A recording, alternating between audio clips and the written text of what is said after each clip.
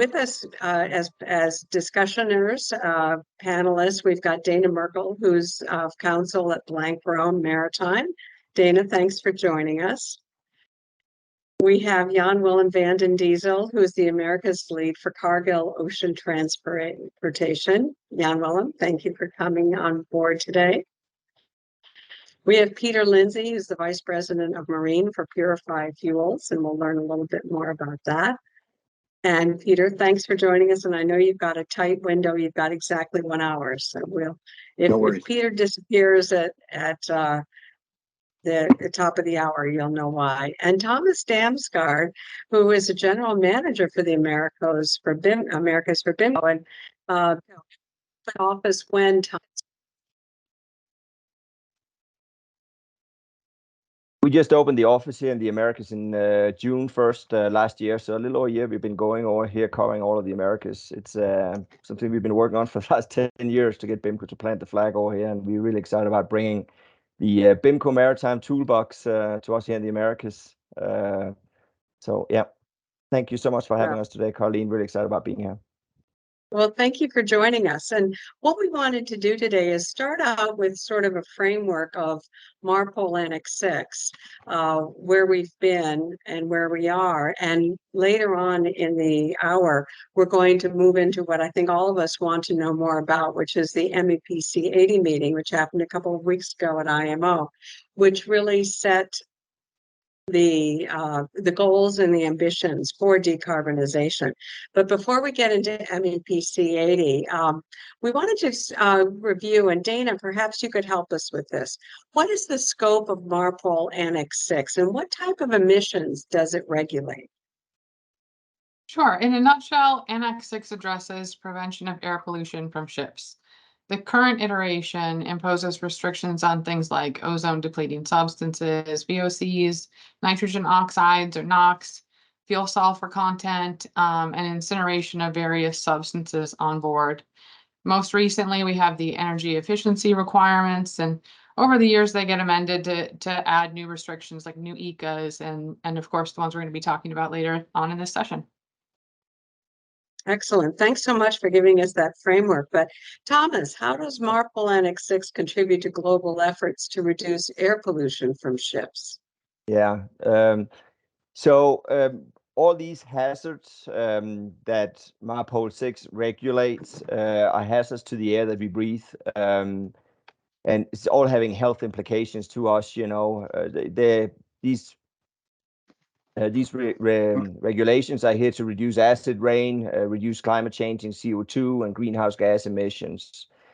The Annex 6 includes requirements both to manufacturers, certification of vessels, the operation of vessels, and the engines as well too, and also actually to the certified fuel quality as well. So it's an all-encompassing regulation that addresses our emissions that are created by the whole ecosystem within shipping, so to speak. It's flag certified. The certificates, the air pollution prevention certificates that the ships have, and every 5 years they have to be renewed, and then it's port state controlled, enforced as well too. When we talk about Annex 6, I think it's also important that we bring IMO 2020 into the picture, where in 2020 the new IMO emission standards were enforced for these fuel oils used by ships. And this is often referred to the IMO 2020.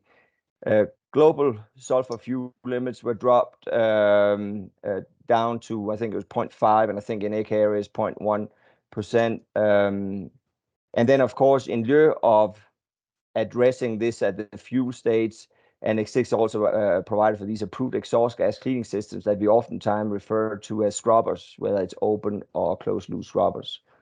But bottom line, MARPOL sets the emission standards by which all vessels are measured, and they're using a phased approach, elevating requirements and tightening them as we are going on within our industry, and that's why we are seeing MEPC coming out now. We had CII a couple of years ago. That's just being enforced this year.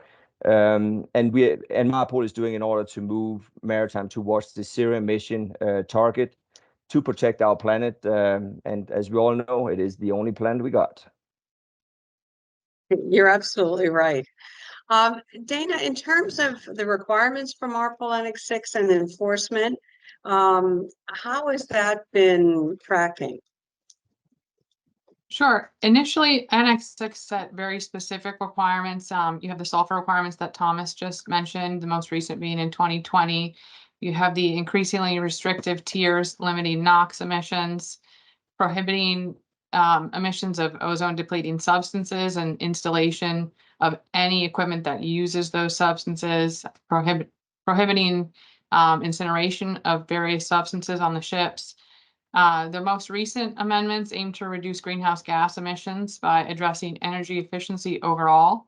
And that was a bit of a different approach. I mean, all the ones I've listed prior were very specific, and there may be an alternative option like a scrubber.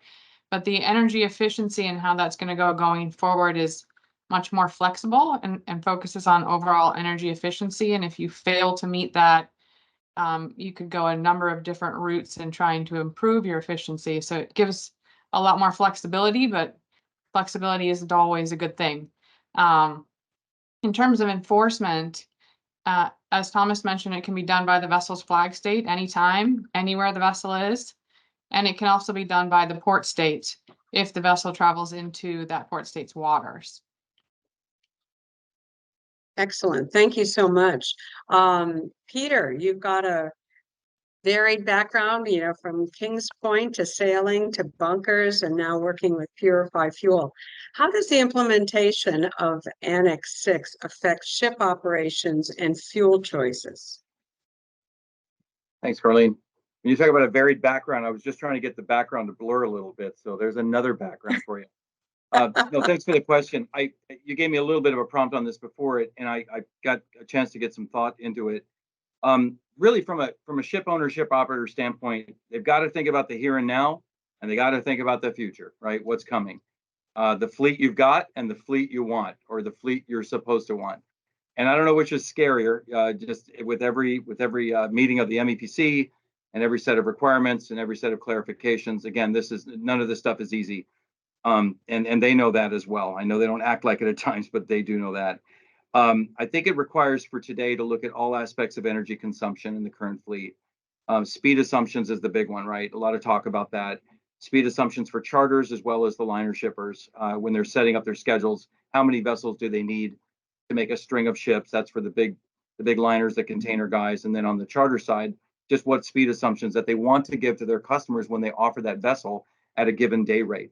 We're keeping in mind, that the 10% speed reduction is a 27% fuel reduction. That's on IMO's own website that they've actually committed to. You know, of course, there's variances in that, but other things that you see some discussion about, that every percent now matters because you're clawing for every percent in the current fleet. Hull paint, bottom condition, that's an expense issue, capital in some cases, and shipyard costs and availabilities.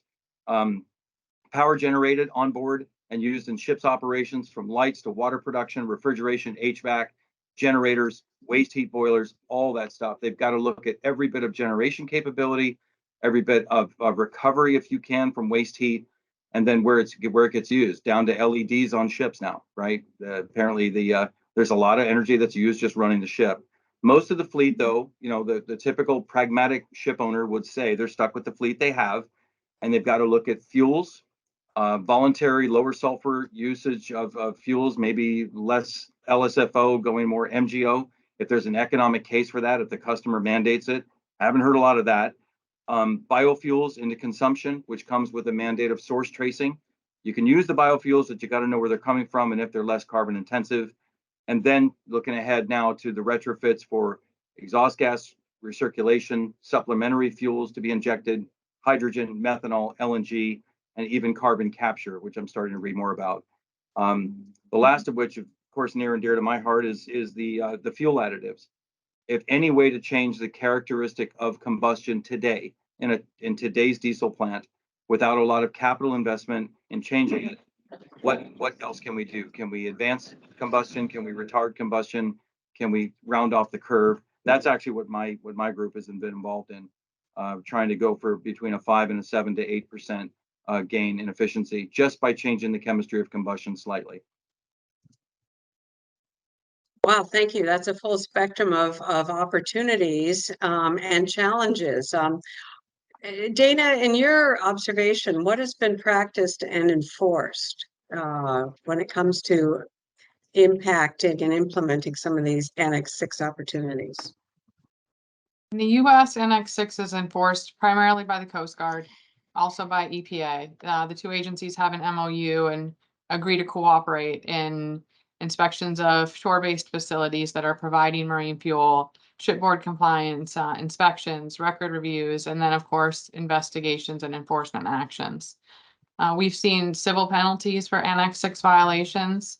For knowing and willful violations, we've also seen criminal penalties.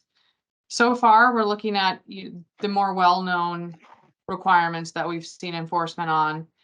Burning compliant fuel is a big one. Coast Guard was initially pretty lenient when they looked at those fuel oil non-availability reports, but have become very strict about them over the years. And you will get inquiries and investigations if you're submitting one or a lot of them for sure. We've seen issues with fuel purchased and loaded that they subsequently find doesn't meet the limits that are required. And then what do you do with it? It's already on board. We also had a pretty significant case where the ship was purposefully burning non-compliant fuel and forging bunker delivery notes. That's that willful and knowing that I mentioned. Scrubbers, a great opportunity, but they also face a lot of challenges. They're not always easy to operate. They're not always easy to maintain. There's limitations on their use in some countries and even in some US states that you have to be aware of. And the wash water discharges for those open loop or the hybrid when you're in open loop mode are more restrictive in the US. Investigations are started a number of ways. Reports by the ship, those non-availability reports, self-reports on violations. For example, the VGP report, when you submit your annual report there, if you have a lot of wash water discharges that are don't meet the standards, those may be passed along. The Coast Guard inspects and they will take samples. They'll look at your documentation. And lastly, we have seen whistleblowers submit tips and send flash drives to the Coast Guard. So a lot going on there.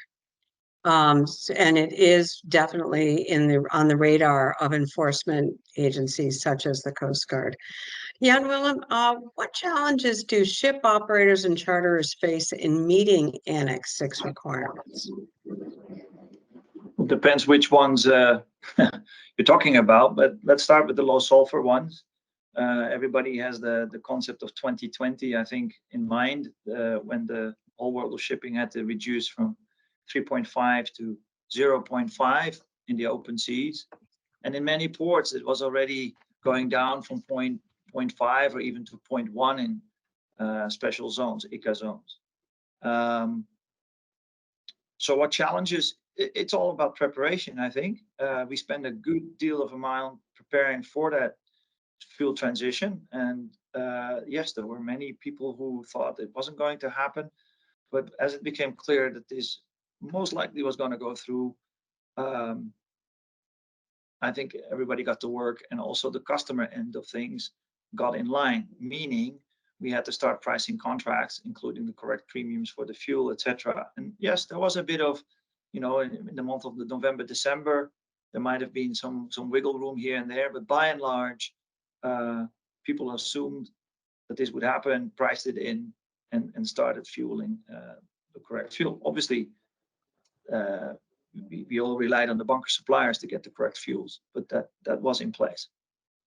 And I must say, I credit the IMO because this process in setting these standards was, at least as far as I understand, a decade in advance.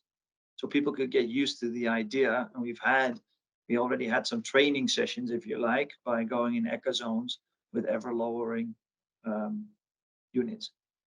But yes, we did have to adapt our systems. Yes, we had to adapt our clauses, our contract clauses, and yes, we had to adapt our accounting systems and how we procure fuel. But I don't think that is anywhere near as involved as what we're faced with now in terms of decarbonization and how that's going to work. I'll leave it at that for now. Well, thank you. Peter listed a number of strategies and opportunities, but one of the things I wanted to ask you, Jan Willem, slow steaming is a strategy that a lot of operators have suggested would be an opportunity. But is slow steaming the right thing to do in every case? No, is the short answer. And it may have to do with, you know, the situation at load and discharge port. It may have to do with weather situations to get around a storm or something like that. But I think you're asking more in global, right? What slow the whole global fleet down. But there's good reasons why to speed up or slow down a vessel in the operational front. But as a whole, yes, going slower reduces the output, but that might require extra ships on the water, and to start building a whole slot of new ships is also questionable, right? So there's a fine line. There's a fine line, and there's an economic impact. In high time charter markets, the incentive to go faster is simply higher. Mm-hmm. Well, I also think, to your point, adding another vessel isn't going to reduce the emission output.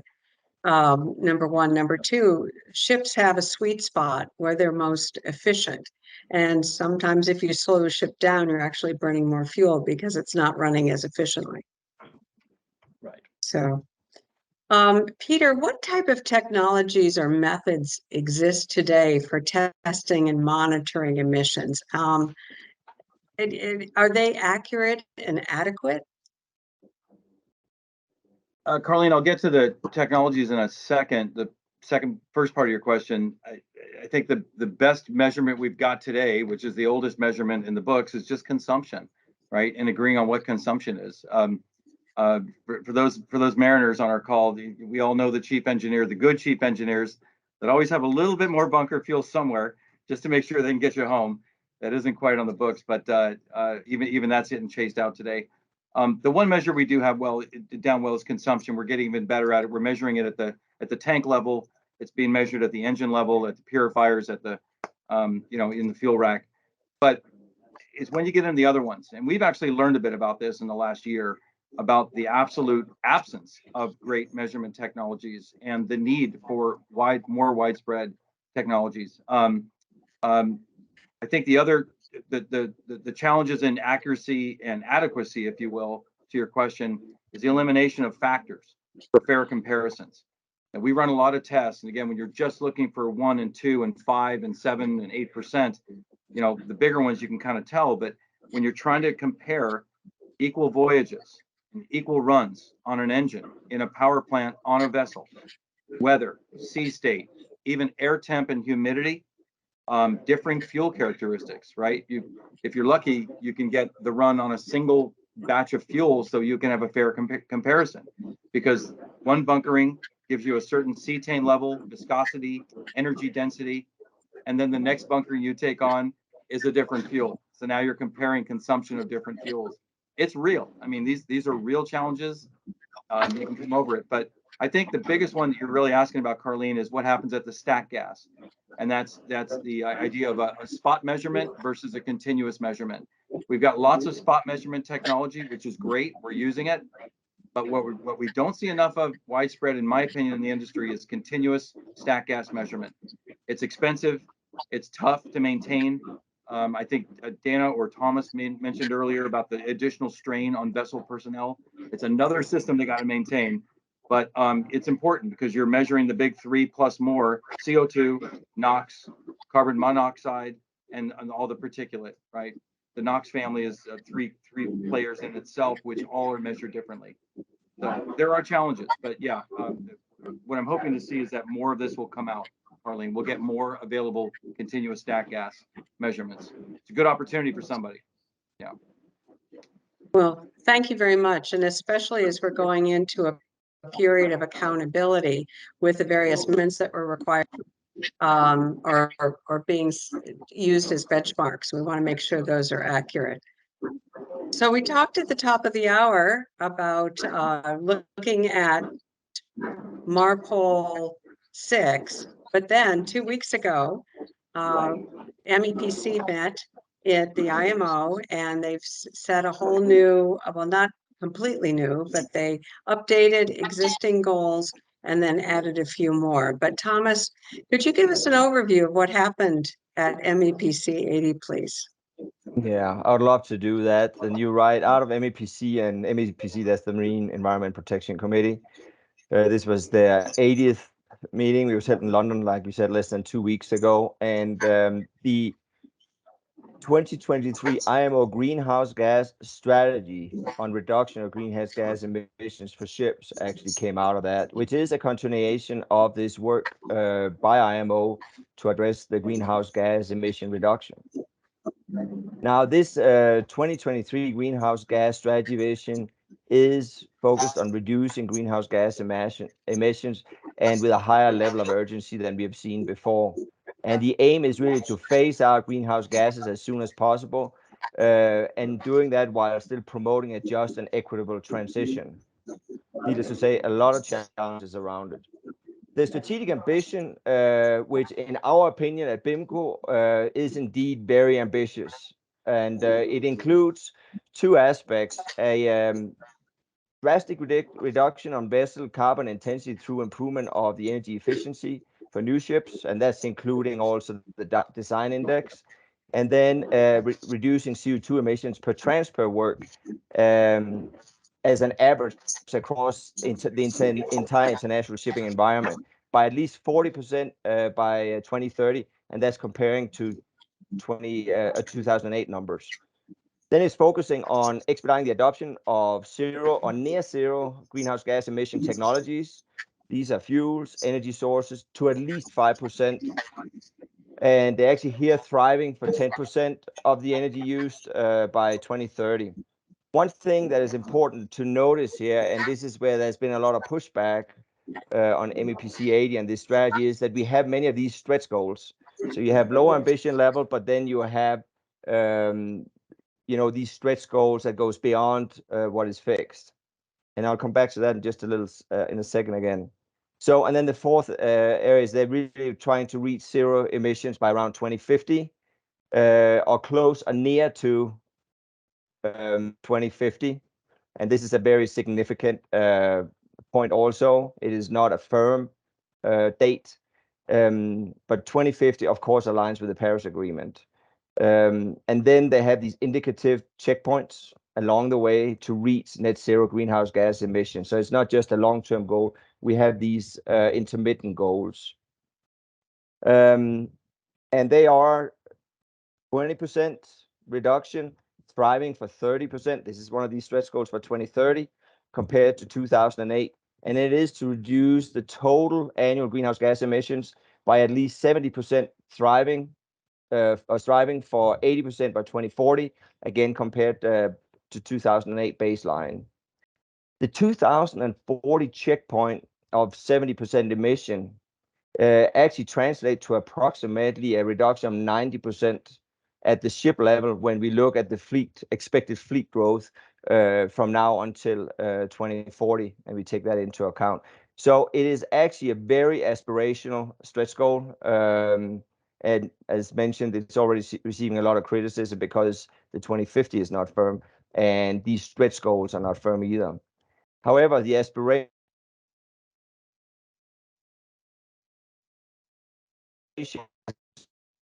are in the strategy for political reasons, and part of the compromise text to ensure that everybody could actually return after MEPC 80 to their respective countries with a win. Otherwise, we probably would not have seen a result. Now, this 2003 greenhouse gas strategy states also that there's a basket of supporting initiatives that should be developed and also finalized to promote and incentivize the transition through a level playing field. And here, the two key initiatives are one on technical elements and one on the economic elements. The technical elements are goal-based marine fuel standards regulating a phased reduction of the marine fuels greenhouse gas intensity. And at BIMCO, we actually expect to see a new fuel standard coming out of this. And a lot of complex fuel studies are needed to be done in order to achieve this. The interesting aspect of the fuel element is that this here will be a well-to-wake approach, right? And that's breaking with previous practices. Now, the second element, this economic element, is based on the greenhouse gas emissions pricing mechanism. And most likely it will be in form of market-based measures such as carbon levies. We are seeing it with the ETS in Europe right now. And we will know more about that after an impact study that is due by 2025. And then these economic elements will then be implemented by 2027. In addition to this, there's a basket of other IMO capacity building and technical corporations, including R&D, to support greenhouse gas emission reduction that will be worked on as well too. And it's needless to say, this is a giant task for our industry. So what's next? As I mentioned earlier, there's a level of urgency to this greenhouse gas strategy coming out of the IMO. So they have put a very ambitious agenda together over the next 7-8 years with deliverables and research papers and impact studies and so forth. And I'll not go through them here, but you can read more about it on the BIMCO website. So that's kind of sums up this MEPC 80. I think it's important also to recognize, like as we saw with CII, a lot of the conversation 2 weeks out are somewhat of an academic nature, because where this here breaks with previous practice, here we're talking about a strategy and the tactical measures and the implementation plans and so forth are going to follow. So again, it's a very ambitious plan. We welcome it. And again, we support this zero emission by 2050, and this is what is going to be needed to get there. Oh, thank you, Thomas, for that comprehensive overview. But when it comes to where Congressman Elijah Cummings used to say, where the rubber meets the road, how does this strategy and the implications of this strategy impact the industry? I mean, Jan Willem, how are you looking at this? Well, first of all, thank you, Thomas, to try to summarize a week of MEPC meetings. But you heard Thomas say it, right? So some people think it's a bit of it wasn't quite what people had hoped coming into this meeting. But if we are to decarbonize 70% overall reduction in GHG, that means about 90% on a fleet level. Okay, so that is just not possible today with the current technologies that we have, at least not economically viable, right? And even if you were to go nuclear, you can imagine some of the issues around that in commercial ships. So it has a huge impact. Now, that is in the longer term, because obviously we need to see what comes out in 2025 in terms of a strategy. This was a political meeting. The good news is that the IMO has set themselves on a path towards this and not left it or postponed it. And I will get back in a presentation a bit later on how that flows from one to the next to the next. But what I want to say is that these are huge challenges to overcome for ship owners to make a decision what kind of ship to buy, what kind of engines to buy, for us to look around what kind of fuels there might be, where is there enough of it, where is it going to be available and how. These are huge decisions. The well-to-wake that you heard, the shift to focusing on the production of these fuels as well has repercussions for certain type of fuels that up to now were seen as a big help towards decarbonization. But 90%, nothing we have today, whatever we do today on its own is 5, 10, 20, maybe a bit more, but nothing is going to get us to 90%. So we're going to have a lot of R&D required for this industry to make that happen. So in a little bit, I'll tell you what we're doing. We're not waiting for 2025 for the strategy to come out. There's no need to wait. You can start today, and I'll talk about that later. Okay, thank you, Jan Willem. A lot of challenges facing the industry today. But Peter, you've been in the fuels industry for a lot of your career. That's certainly a big element of it. And where do you see the challenges moving forward? I mean, I don't believe there's going to be one single fuel. I don't believe that there's a silver bullet out there. But what does that landscape look to you in terms of the challenges to meet these goals? Three that kind of come to mind, Carlene, and listening to not just the specifics of MEPC 80, but also, you know, what John Willem just said in terms of how they impact, is that, you know, to me, he touched on it, where we put capital, chasing the best ideas is going to be absolutely critical.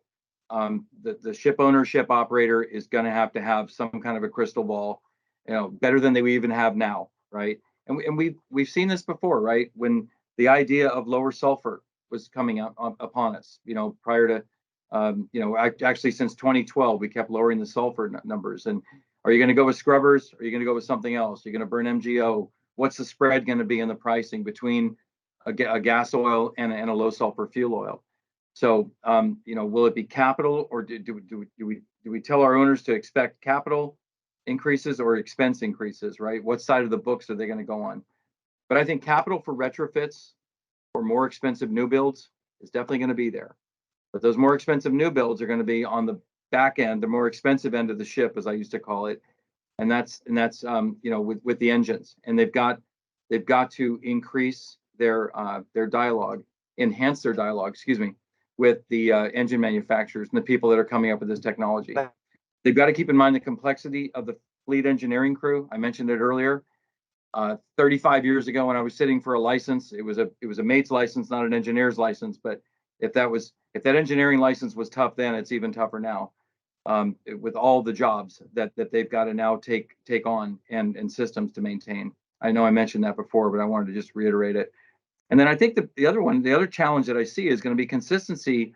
When you take the energy index and the construction index and all these other factors into it, it's just, how are they going to measure consistently across all fleets, right? If I'm a ship owner operator, I'm watching how they're applying these measurements and these requirements very carefully, because I want the most advantageous comparison I can make, right? Whether that's by speed or by you know, the energy index or the improvement that we're submitting every year that Dana referred to earlier on the improvement reporting. There's going to be a little bit of gamesmanship involved in this, even though it's supposed to be an exact fair comparison, black and white. I think that the challenge will be in playing the game to your best advantage while you're still complying with the rules. Hope I didn't break any rules in saying that, but yeah. I don't think you did, but one aspect of this that I'd be curious about, and Peter, I would imagine you have a little bit of visibility on is, we've talked about everything that happens on board the ship. What about the infrastructure in order to supply the vessel? Right. So depending on with the future fuel, with these fuels. Yeah. So already you're seeing response to that, Carlene. It's a great question, in fact, because, you know, we had never even contemplated building an LNG bunker barge 10 years ago, 15 years ago. And they're out there now. They're servicing various ports, and the folks that took early positions on LNG, right? It's a chicken and the egg. Can you get the infrastructure? Okay, if you can, I'm going to go ahead and commit to the vessel and the build of the engine. And if it's not there, if it won't be there for me, then I've made a terrible mistake. And so the chicken and the egg really have to get developed along together at the same time. That's one example of infrastructure that rose to meet the decisions and the capital committed by the ship owner fleet. There will be others, right? There will be others. Hydrogen. I'm watching hydrogen very, very closely. All forms of it, whether you're burning it or collecting it and running it through a fuel cell. I think that's a big one, because there's an infrastructure required for hydrogen that absolutely does not exist yet in this country. And whether that's hydrogen in pure form or whether you move it over to ammonia or methanol. So we can talk about more of that later. Good Great, question. thanks so much. Now, Dana, how do the conclusions of the MEPC meeting influence the future implementation and enforcement of Annex VI? Sure. I think Thomas and Jan Willem both mentioned that we're a ways off from implementing anything that they discussed at MEPC 80.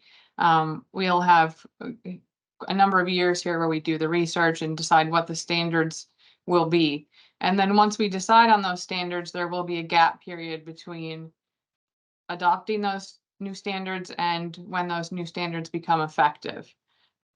That's not to say that there's not a lot to do in that time period within the industry. It definitely encouraged participation in all of these research studies being done, trying to figure out what the standards should be. It's good to have input. Once the new standards are adopted and become effective, they will be enforceable immediately in the United States. There's no wait period. That's not to say there's not a lot of work to be done for them to be enforced well in the United States. There's often a period when these big changes come out in MARPOL where the Coast Guard will publish its enforcement policy first. They'll often hold public meetings and meet with the industry, answer questions, address any gray areas or interpretations that the U.S. will need to take a stance on as a port state and with respect to as a flag state for its own vessels. And sometimes those interpretations do differ slightly.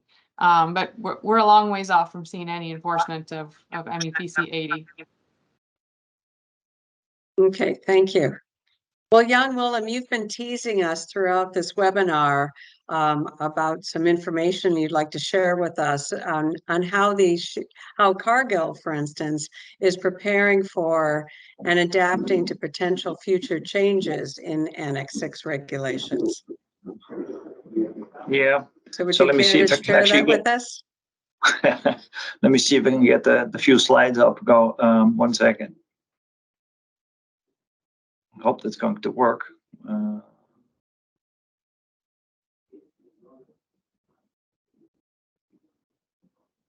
It's loading something, I think. There you go. Carleen, you need a drum roll sound effect. Oh, yes. All right. So for people that don't know Cargill that well, I'm not going to go through all the stats, but we are a leading dry bulk operator. We do have tankers as well, but we moved about 225 million tons, which I think puts us in the very, very top of global players in the dry bulk space. That means that we operate about 650 to 700 ships on any given day. We've been above 700 ships a day as well, a few times the size of the US Navy for comparisons. So we do have a huge book and a huge amount of accounting to do. And obviously any of these issues are multiplied simply by the size, by the amount of voyages that you can see that we're doing on a yearly basis. So when it comes to decarbonization, new regulations will have an impact across our shipping industry. That's clear. I can barely, it's a bit of a small print, but obviously these regulations are complex. There's a technical complexity, contractual complexity. They're going to be expensive. There is no doubt about it, right? The time that this was a minor increase in cost is not likely. And preparation is absolutely key, right? If you play your cards right, there's a commercial angle, but if you are not prepared, it might cost you dearly. That is our experience. But there's also opportunities to actually take advantage. Another issue that we're sort of struggling with, let's see the next slide, is that currently there is an indicator called the CII, which is being used. It's sometimes mistakenly mentioned as compliance. It was designed as a study format to gather information by the IMO to see what could be done and how we could improve the operation of ships. The problem with the measurement is that a ship that basically goes around the globe and never loads any cargo would be the best ship. So that's a bit of an odd one. We favor much more a system which is called EEOI, where you take into account the amount of transported goods. The reason for that is it's very important to us that we are able to express the emissions on a per dollar in a per ton measure, because in the end we're going to have receivers who pay. And if we leave it at the ship on a whole year level, who is going to pay part of these emissions and improvements remains vague. So it's important that we get to a measure that we can go to a customer and say, this is your cost per metric ton. And that needs to be clear for customers, and then it can be negotiable, etc. But there needs to be clarity on that front. So we think the CII will probably be, there's a lot of speculation about what will happen next, given these IMO. I'm not going to get into that. But the point is that I want to make, it's not a compliance measure yet, but it will definitely steer actions by players in our industry. Next, so what can be done? I think Carleen mentioned it. Slow steaming is one way. So I gave a few different ways what you can do today to start. You don't have to wait till 2025 or later. You can start doing things today. You can lower the speed. That can give a savings. You can try to reduce ballast legs by having a better shipping and cargo book, by not having to ballast from further away. The less you ballast, the less fuel you use. Simple as that. And also, we need the help of our shippers and receivers. Days in port, we are wasting enormous amounts of time in ports. Whatever can be done to speed up ports will effectively burn less fuel in ports. And with the EU regulations coming at us, that's going to be even more clear, because there, every day that you burn in port, you will have to pay a premium on top of your greenhouse gases in port. So there's a drive to do better on that. It's a famous example. It absolutely makes no sense to race a ship across the Pacific to, let's say, Vancouver or West Coast US, and then sit in a lineup. It's bonkers, right? And cargo loaded, yeah, the more cargo you can get on the ship, the more efficient it gets, relatively speaking. Whether you do that on a given boat, or whether you put multiple parcels on the same ship, which is something we do as well. See, this is not a, we've touched on the EU, right? And I want to stop here for a second, because that's not officially part of MARPOL, but the Europeans have decided we're not going to wait. We want to go get ahead. And there's a lot of talk about all the decarbonization targets, and the CII, actually, there's a lot of debate about that too.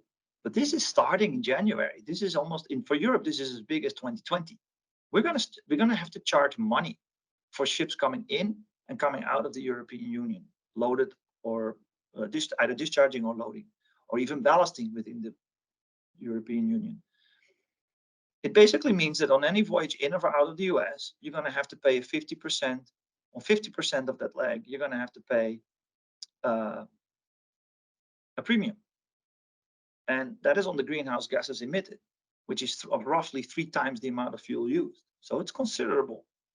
And the implementation is 40% next year, 70% the year after, and 100% in 3 years from now.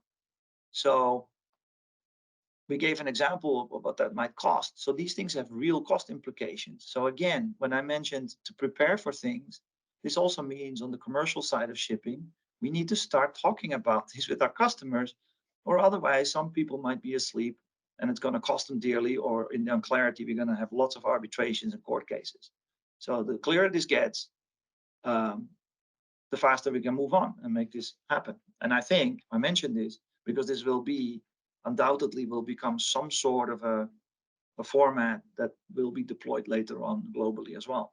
So we get a good primer to study how this is going to work with all the pros and cons before we head into a global situation.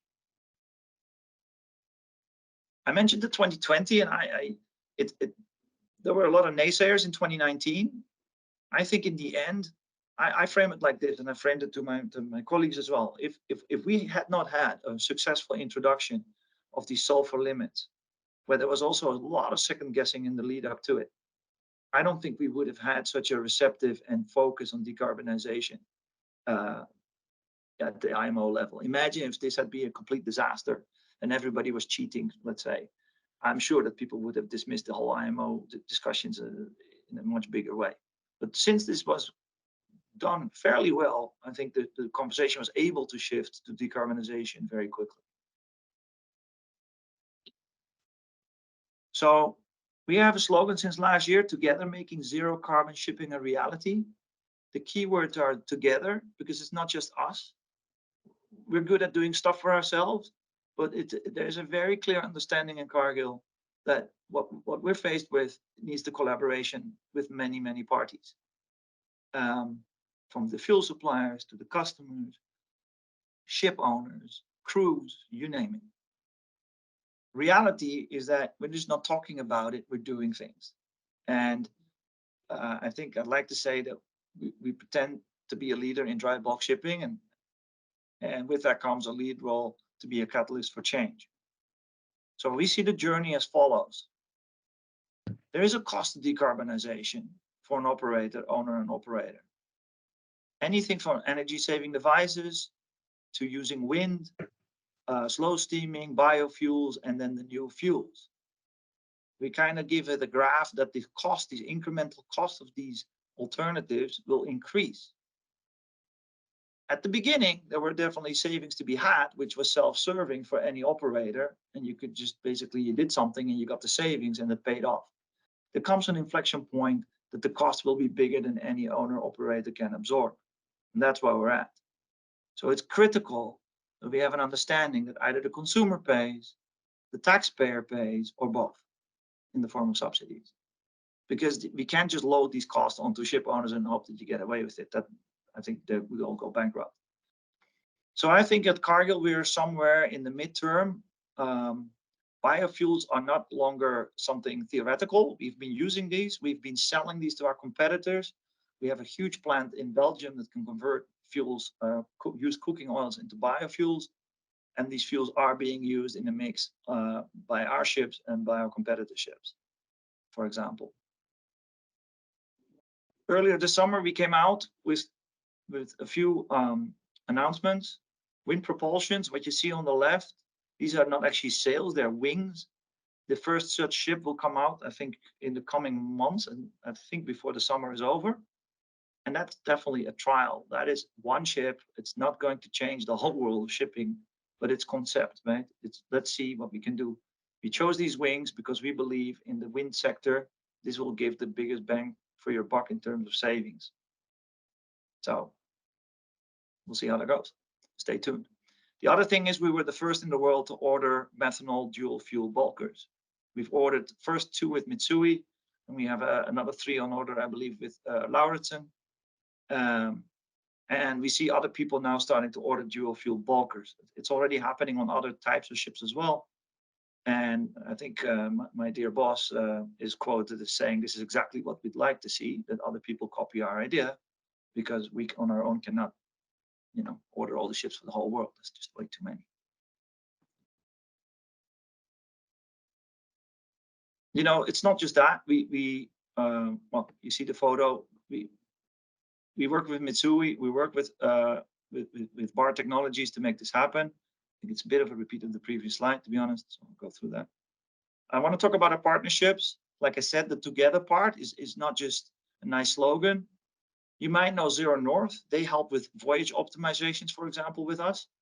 You know, optimizing a voyage, you know, using the actual ship's performance in a storm, for example, and being able to optimize the routing of the vessel around the globe, taking into account weather and currents was already there, but to do this on a live information basis and also considering the actual performance of the ship rather than the design of the ship is already a huge advance. Obviously, NAMEPA is mentioned as well as one of our partners, but also we are, I think, a thought leader on the Global Maritime Forum and Getting to Zero coalition in trying to define how we should measure our consumptions. Because if we're all going to be measuring consumptions of and emissions in different ways, anybody can make any type of claim. So with that, I hope to make clear how together we are trying to make zero carbon shipping a reality. And that's it. Thank you. Thank you, Jan Willem. That was comprehensive and really appreciate the insight into the thinking that Cargill, one of the largest owner charterers, is approaching these issues. I know Peter has to jump, so I'd like to ask both Peter and Dana if you could address what best practices have been instrumental in successfully implementing Annex VI emission reductions. I'm going to use my first best practice and listen to Dana. How's that? That's a best practice in itself. Go ahead, Dana. I'll join you. Go ahead. Thanks, Peter. I'll give a handful. The first and foremost is having a good culture of the company. That's probably the biggest thing that we recommend every single time. The culture of compliance is the most important change you can make in your company and to constantly improve it. Procedures to address compliance. We occasionally see clients send a company circular to their vessel saying, here, this guidance came out, you should follow it, or they'll just copy and paste some of the guidance into their procedures without customizing them for their ships and their crews. We all know everyone here has struggles to understand and interpret some of these guidances and what's in Annex 6 itself. Don't put that on your crews. Interpret it for them, give them very specific procedures that they can follow. Training goes along with that. Ensure your crews know how to use their equipment, when they should be using it. The crews change out frequently. You get a new guy comes in and we see problems come up. Going to a new country, ships coming to the US for the first time have a lot of issues. One thing we see quite a bit is confusing the ECA and the VGP boundary and changing over at the wrong time, or the SCRs are turned off way too early and now we have this gap of non-compliant part of the voyage. Speaking of voyages, voyage planning is really critical. I think that was just mentioned in the PowerPoint that you use someone to help out with that. That's really critical, not just for the deck department, but also for the engineers. So when the engineers see or they get that call from the bridge saying we've just crossed this boundary line, everyone is clear based on the voyage plan what that means in terms of what engineering should be doing and what they shouldn't be doing. And then one more note from an enforcement standpoint, transparency is critical. Don't try to hide anything. If questions come up, just be completely clear about it. Don't destroy things. Don't try to make things sound better than they are. Leave that to the attorneys to try to make it sound better than they possibly are in a safe way. And then documentation is critical. It's really difficult to argue something like fuel oil non-availability when all we have to say is we called a few people. Make notes, confirm by email, so you have something that we can show when we're trying to argue on your behalf. Oh, thanks, Dana. Peter, what would you add to that? Yeah, so Dana's a great exhaustive list of like where we are and what's here. I think I'll just add to that with what to look for, right, as we go ahead. First off, Jan Willem, congratulations on your commitment to the methanol bulker, the dual fuel. That's an example of what I mentioned earlier about capital eventually having to be laid down and taking a position. That's a position towards methanol against all others. Even though it is dual fuel, you still got the option. But there's going to be more of that. A lot was covered above your presentation. Jan Willem talked about speed. I know we've hit that a few times, but that's not going to solve it all, as I think Thomas pointed out earlier as well. I think we need to raise the dialogue with manufacturers. And I was about to say engine manufacturers, but I'm gonna go ahead right now and take that off the table. There's other manufacturers out there that we need to start talking to solve this problem. And it's not just the engine guys. I love them all. I've got dear friends that work for the engine manufacturers, but we need to start hearing from the people like Alstom, or I guess that's GE now, that make massive electric motors, because there's going to be a big move to electrification of fleets, right? For those that go down that route, where it doesn't matter what engine is actually, whether it's a hydrogen fuel cell or a methanol fueled engine like Jan Willems, that might be the best move might be to drive that towards an electrification where you're using an electric motor, and then you've got all kinds of options. When I say participate in industry studies and working groups for best practices, that's to get ourselves, that's to raise our awareness, that's to raise our knowledge base. Dana touched on that as well, that you've got, it's becoming a contact sport for all of us. And I think in what to look for, you know, in terms of the meeting the MEPC, which is really the topic here at hand, you look for your bridge technologies. I'm part of that. In fact, the additive that I represent is very promising in marine. It's coming to marine from other industries that are using it. Great results in offshore. We're selling a lot of it there. We now have ship owners now testing it. And again, that's a bridge technology. That's to get you the first 5 to 7% reduction in your carbon and other greenhouse gases. But hopefully that starts to fund what you do next. And again, I'm watching, as I mentioned earlier, hydrogen, electrification of vessel plants.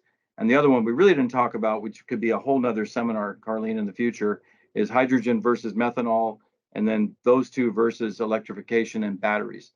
The battery technology is breathtaking, being driven not by our industry, but others, as we're all watching, Tesla and automobiles and railroads. There could be a combination, and there's one now, you know, about Fleet Zero. I think you've talked about them here before, Carlene. where, is it possible that a battery could get you across the ocean in some type of formats where you're not even burning anything? So anyway, Dana had a great list of what's here, and I'm just throwing a little salt and pepper on what to look for. I think that would probably be what I could contribute today for you. Thanks. Okay, well, Peter, I know you have to hop, but thank you very much for joining us today. Thomas,